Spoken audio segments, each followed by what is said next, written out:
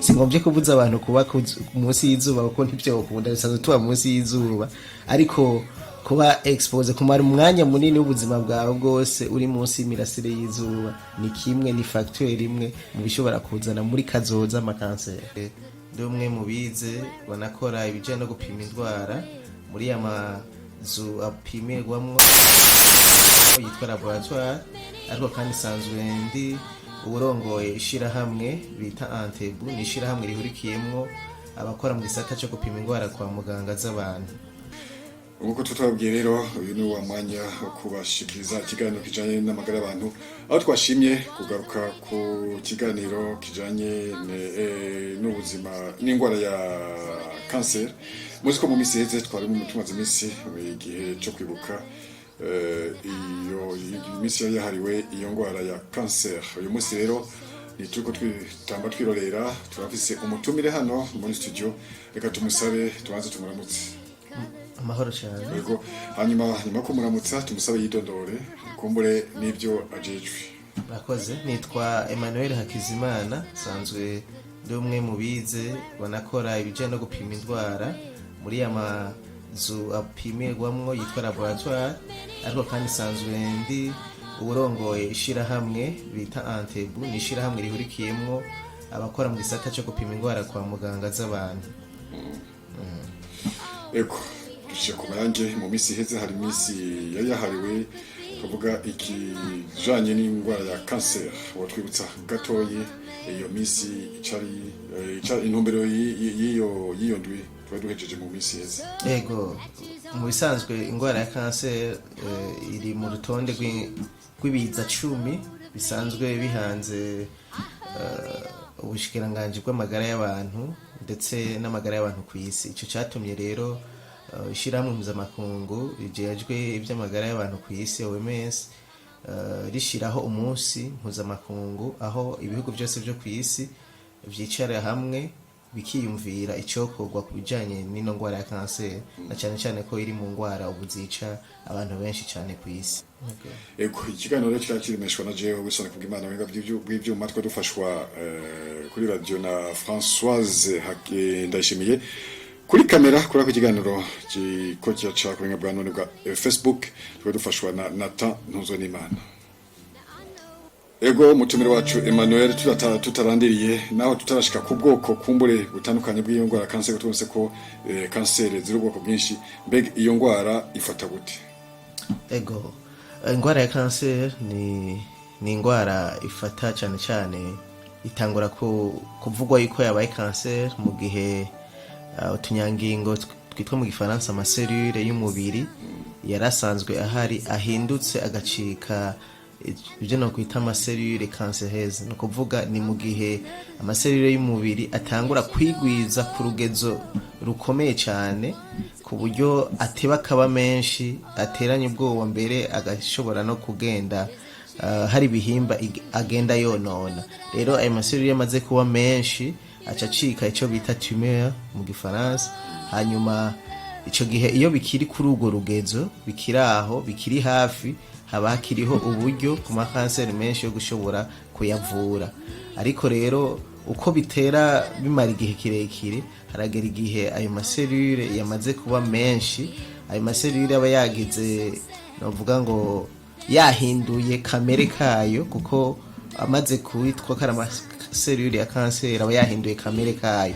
Haragera igihe rero ayo maselule akava mu kibanza yararimwo biciye mu maraso akaja no mu bindi bihimba, nivyo bita metastase cancereuse. No kuvuga ko ico gihe biba bigoranye yuko usubira kwivura kubera ko iba yamaze gukwira umubiri wose.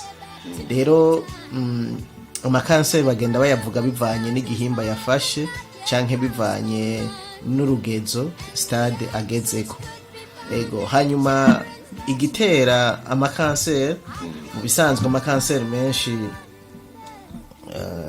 ntazwi ikiyatera ariko baragerageza kuvuga bimwe mu bishobora gutuma kanseri ishobora kuhaba.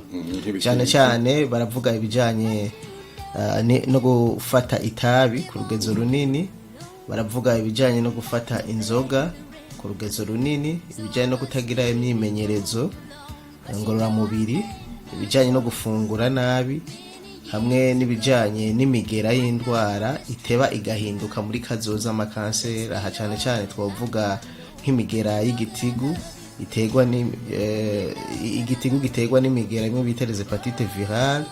Aha twavuga umugera witwa papillomavirus utera ya kanseri yo mu mwinjiriro w'igitereko. Ego hanyuma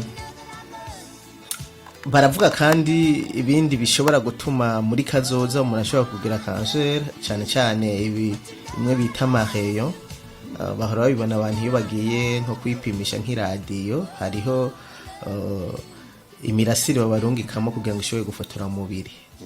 Mbe tukiri nkaho nyene kubiyitera, hari inkuru sinzi ko arizo usanga zivugwa mu kibano mu bantu nk'ubu nk'ibintu ngo by'ivyuma, nk'uko bavuga ngo kera ngo abantu bagifungura mu nkuru z'ikirundi ngo ntibagora amakanseri, mu bintu by'amasi byo mu masafuriya batekamo y'ivyuma, cyangwa ukuntu ngo basya ku mashini zisekura mu ududu, ugasanga ibyo byuma byeka ku nuze navyo ngo birashobora gutera kanseri.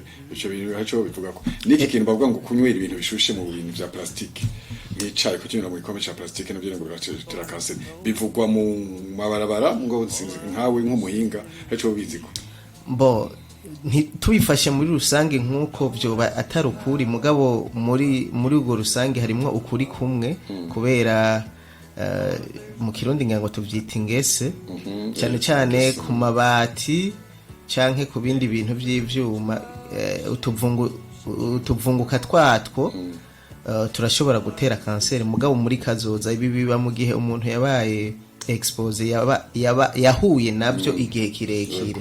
Ego birakunda.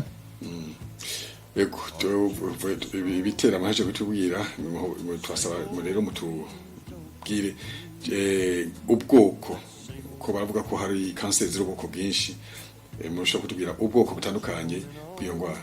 Ego kaduhere cyane cyane ku bakuze. Ku bakuze amakanseri akunda kwibonekeza cyane cyane n'amakanseri yo mu bwonko bita tumeur cervicale. Hanyuma ku bakenyezi harakunda kwibonekeza cyane ijya kanseri du corps utérin, ni ukuvuga ijya itera mu bwinjiriro bw'igitereko. Hanyuma hariho kanseri ifatira bayita kanseri colorectal, ni ukuvuga ifatira uri kuraheraheza uja aho umwanda mukuru uca. Hanyuma hariho kanseri ya estoma, hariho kanseri y'igitigu, hariho kanseri iba aha mu muhogo aho bita esophage, hariho amakanseri ya prostate. Murantunga rero bimwe ntazo ndaronka neza mu kirundi. Hariho kanseri y'amafyigo, hariho kanseri ziba aha mu muhogo bita de la thyroïde. Hakaba rero n'amakanseri afata mu maraso amwe bita amaresemi canke lymphoma. Cyane cyane ayo namwe mu makanseri akunda kwibonekeza ku bantu bakuze no ku bana, kubera ko kanseri zifata abantu batandukanye, zirafata abana, zirafata abantu bakuze, abagabo n'abagore bose. Ku bana cyane cyane izibonekeza zikunda kuboneka cyane ni izi kanseri zo mu maraso bita lesemi. Mugabo kandi harabaho na kanseri zo mu jisho, nazo zikunda kuboneka ku bana, hamwe na kanseri zo mu mutwe. Mugabo ziba zifata igice kinini cyane cyo mu mutwe, kimwe bita système nerveux central. Ego ndumva hari ikibazo nateguye kijanye n'ibihimba bikuru by'umubiri ikunda gufata naho ikunda kwigaragaza. Ndumva ko naco waciye ukigendera kukacishura ama n'ubwoko bw'abantu ikunda gufata abakuze no kubana. Je baza ko kubana n'abagabo baza ko ataco kimwe kugwe ku rugero rumwe. Uharuye ibiharuro abantu bakuze nibifata cyane, kuko cyane cyane amakanseri menshi bakunda kuvuga yuko atangura kuboneka ku bantu kurenza imyaka 45 kuduga. Mugabo nagicishijemo kugira ngo abadukurikirana bashobe kumenya yuko n'abana kanseri zirabafata. Ego none hariho uburyo bwo kushobora kuyikingira. Ego birashoboka ko umuntu ashobora kuyikingira, cyane cyane icyambere cyo gukora ni ukwipimisha hakiri kare. Iki kirahambaye cyane kuko tumenyereye cyane cyane hano mu gihugu cyacu abantu baje kwipimisha iyo barembye. Ni gake ubona umuntu yijanye kwa muganga muri ya mazu basuzubiramo akavuga ati je nagoma mu mpime murabo uko ubuzima bwanje bumeze. Iki rero kirahambaye gose abantu ngira biva kumbure ku buryo abantu bafise nk'ibyo iburaya barabikoresha cyane amakubipimo none nibaza ko ariko birakumbura uburyo ego ariko hari n'ababufise batabikora barindira ko bazoremba kugira ngo baze kwipimisha. Hanyuma ikindi novuga ni kijanye no kwihangana cyane cyane kubijanye no gufata itabi no gufata inzoga nyinshi. Hanyuma ikindi gishobora gukinga amakanseri no gufungura cyane cyane gufungura ivyamwa n'imboga.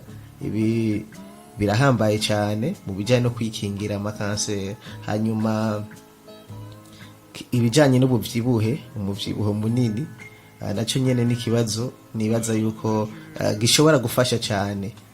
Iyo mvuze ubuvyibuhe cyane cyane abariko baradukurikirana bagomba kumenya biraharugwa kwa muganga, biraharugwa nibijya bita indice de masse corporelle. Baraharura bakamenya ko umuntu yavyibushe canke atavyibushe. Umwe wese yashaka kugira umwimenyerezo, ufata ibiro vyawe ukagabura kuri taye yawe uburebure ubishize mu metero, hanyuma ukacugira okare, sinzi okare uko nabivuga mu Kirundi. Ico gihe ubutoye urugenzo rw'ubuvyibuhe bwawe. Rero shiramwe mpuzamakungu OMS rivuga yuko ubuvyibuhe bw'umuntu butegerezwa kuba hagati ya 18 n'igice na 24 umaze kurenza 30 ubu uri mu bantu barengeje bamwe bita obese. Ico gihe rero abari facteur de risque buri umuntu ushobora kugwara kanseri. Hanyuma ikindi ngaho nyere abantu ijambo racari rwawe abonze ntagwara kanseri nk'abantu bafise umutumba muto nk'abatwebwe bo barashobora kugwara mugabo kuvyibuha byo biguha amahirwe menshi, biguha amahirwe menshi yo kwegereza kanseri gusumba utavyibushe. Hanyuma ikindi naco nikijanye no kwicandagisha, kubera ko hariho amakanseri amwamwe twoshobora kwirinda mu gihe boducandaga. Ndavuga uyu munsi hariho baracandaga ibijyana na hepatite virale B. Hari abantu bazironse naho zitagwiriye cyane mu gihugu, mugabo abafise uburyo barashobora kuzirondera bakuze. Hanyuma niki twavuze cyane cyane mbere no mu biharuro biri hano mu gihugu usanga ari amakanseri menshi afata abakenyezi mu bwinjiriro bw'igitereko. Uyu munsi hari ama vaccine yayo yo gukinga wa mugero itera navuze bito papilloma virus. Rero kwicandagisha naco ni kimwe mu byo shobora gutuma twirinda ama vaccine. Hanyuma cyanyuma nohereza ko ni ikijanye no kwirinda ya mirasire navuze bita amareyo, ashobora kuba ari amareyo ultraviolet canke kwirinda n'imirasire y'izuba. Abo bikundira ntabwo ari vyiza yuko umuntu amara umwanya iminsi myinshi ubuzima bwiwe ari ahura n'imirasire y'izuba, no kuvuga ari kuzuba direct. Ko abantu bavuga ko akazuba kafise mu biri cyo kongereza mu mubiri umwana kivuka, kubera ko abafise ubukeha bw'amavitamine amwamwe abashobora kuzanana n'irya mirasire y'izuba. Singombye kubuza abantu kuba munsi y'izuba kuko ntivyokunda, bisanzwe tuba munsi y'izuba, ariko kuba expose kumara umwanya munini w'ubuzima bwawe bwose uri munsi y'imirasire y'izuba ni kimwe, ni facteur imwe mu bishobora kuzana muri kazoza amakanseri. Ikibazo gikurikira, mbega iyo ngwara irashobora kuvuga igakira? Ego nkuko nabivuze ubwa mbere ngitangura yuko ino ngwara ishoboye kuvugwa hakiri kare. Hariho zimwe zishobora gukira, ariko hariho n'izindi bitoroshe yuko zishobora gukira. Rero ukuvugwa kw'ino ngwara, kwa zino ngwara guhagaze cyane cyane gushoboka mu buryo butatu. Uburyo bwa mbere ni ukubagwa, imwe twita chirurgie, aho ibi biba mu gihe iyo ngwara yagiye ahantu hamwe mu kibanza kimwe igashobora kucifatira, bityo ico kibanza rimwe na rimwe gice kivyimba, hanyuma muri kazoza igateba ikazanamwo n'amazi, bityo bikaca bibuza n'ibindi bihimba bicegere gusubira gukora neza. Rero umuti ushoboka mu gihe iyo kanseri imeze mu buryo nk'ubwo ni chirurgie, no kubaga. Hanyuma uburyo bwa kabiri bushoboka ni bumwe twita radiotherapy, no kuvuga no kuvura ukoresheje ya mirasire y'inkomezi binjiza mu mubiri w'umuntu. ico gihe iyo mirasire iba ifise ubushobozi bwo kwinjira mu gihimba kanaka bateguye ko yinjiramwo, hanyuma iyo mirasire igashobora kuca yica twa tunyangingo navuze tuba twita cellule cancéreuse. Ico gihe iyo mirasire yinjiye irashobora kutwica twose, mugabo birumvikana yuko navyo nyene birafise ingaruka biteba bikagira muri kazoza. Hanyuma uburyo bwa gatatu bushoboka ni n'uburyo bw'imiti rero. Ubwo buryo bw'imiti nabwo nyene buri mu bice bitatu. Ibice bwa mbere bavyita mu gifaransa chimiothérapie, no kuvuga ni imiti baha umugwayi, iyo miti ikaba ifise ubushobozi bwo kwica ya maserire. Hanyuma ubundi buryo bushoboka babwita hormonotherapie, ni uburyo bakoresheje bimwe twita imisemburo, amahormone. Ayo mahormone ashobora kuza amaze gushika mu mubiri wacu, agashobora guhagarika ko ya maserire twise cancereuse abandanya agwira cyane, kuko aya niyo atera ingaruka mbi zose ziterwa na kanseri. Rero iyi misemburo canke ayo hormone arafasha kugira ngo kukugwira kwa n'amaserire bishobore guhagarara, bityo babandanye bitaho ingaruka mbi zamaze guterwa. Hanyuma ubundi buryo bushoboka nubwo bita greffe de cellules souches, no kuvuga bashobora gukuramwo igihimba mu mubiri wawe, bakayikuramwo hanyuma bakagushiramwo ikindi gihimba.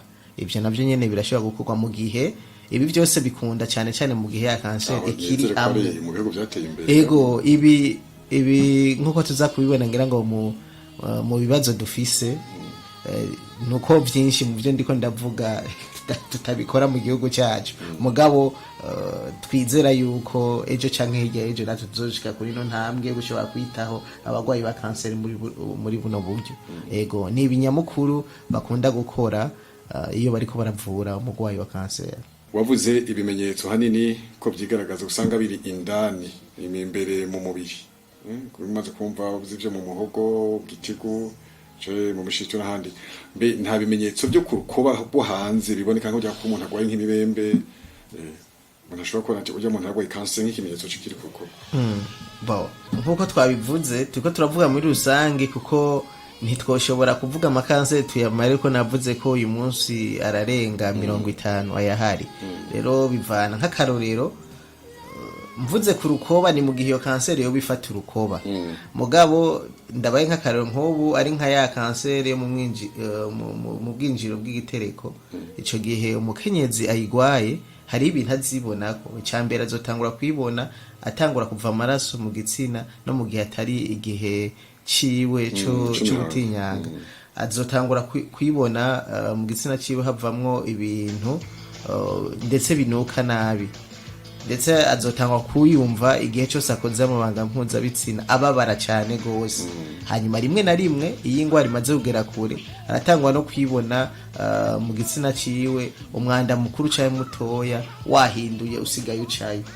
Nibimenyetso ntasubirizwa yuko uno mugwayi aba mu by'ukuri afise iyi kanseri.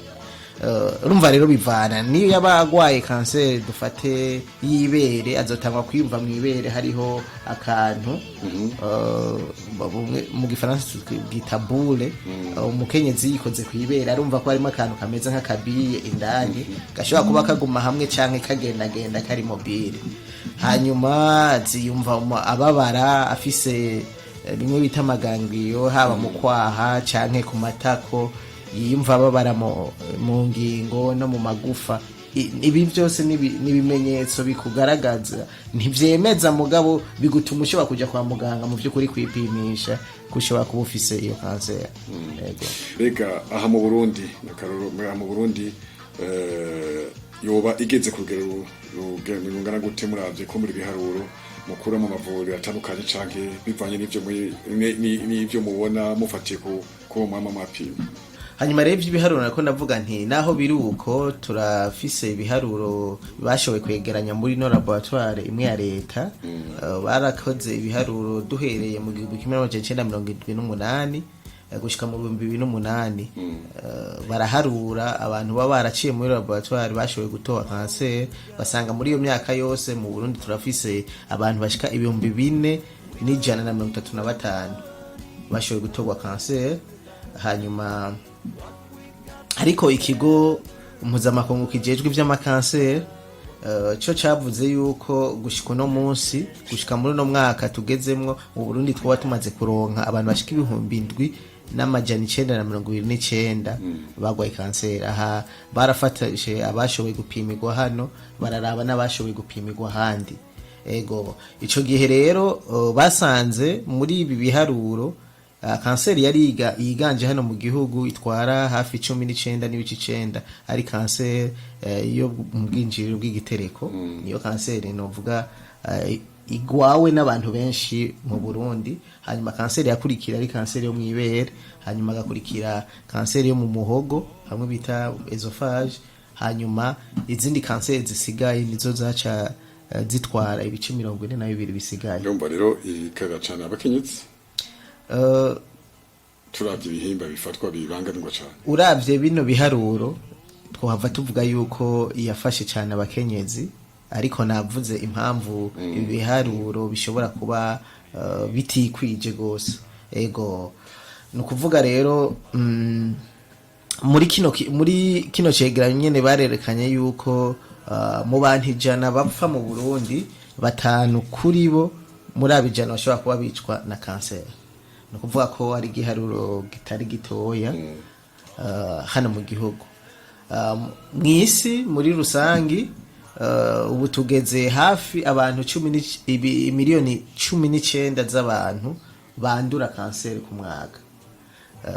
Aha muri abo hafi imiliyoni 10 baricwa na kanseri mu mwaka kw'isi yose.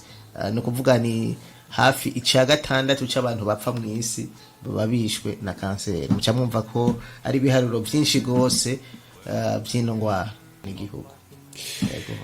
Ego ni kuri amajambo turangirije ko ikiganiro cacu twatwafatiye uyu munsi, aho twabwiye ko ikiganiro nkuko mavyumvise cara kijanye n'ingwara ya kanseri. Mwumvise ko tudufise umuhinga umutumire hano muri studio, aho yatubwiye uburyo iyo ngwara ifata n'ibitera kumbure n'ibihimba bitandukanye ikunda kwiganzamo, ikatubwira n'ubwoko bw'izo ngwara za kanseri muse ko ari kanseri y'ubwoko bwinshi, akatubwira n'urugero igeze ko hano mu Burundi eka no mu makungu muri make, kandi akatubwira ko n'ibijanye n'ingene ivurwa. Yatubwiye kandi n'ingene uyu hano mu Burundi ushobora guhangana n'iyo ngwara. Reka tonge tumushimire yakubabwe akajamutse widondore wongere unasezera. Tunagushimira. Yego murakoze, turashimiye natwebwe ino samirizi yadutumiye kaduha na kano kanya kugira ngo dushobore gushikiriza abarundi n'abatara abarundi bumva ikirundi bijanye n'amakanseri nuko twashobora guhangana nayo. Hanyuma jewe twabanye mu kiganiro ni Emmanuel Hakizimana, nkaba ndongo ishirahamwe ry'abakora mu gisata cyo gupima indwara mu Burundi gicwante. Nizere ko murumva ko mukora mu gisata cyo gupima indwara zitandukanye no kuyindi ngwara kumbe ko tuzobatuma ko nize ko muzokwita ubutumire bwacu. Nta kibazo cyane ko ingwara zitangurira iwacu nitwe twemeza ko zihari. Ego namwe rero reka tugushimire, tongere dushimire Françoise Ndayishimiye yari mu gagwi by'Imana na Nathan yari kuri kamera. Ijwi rya busore kubw'Imana twatwifuriza ibihe byiza mwese. Uhangana n'iyo ngwara, reka tongere tumushimire yakubabwe akajambo kumbura uramutse widondore wongere unasezera. Tunagushimira. Yego murakoze, turashimiye natwebwe ino samirizi yadutumiye kaduha na kano kanya kugira ngo dushobore gushikiriza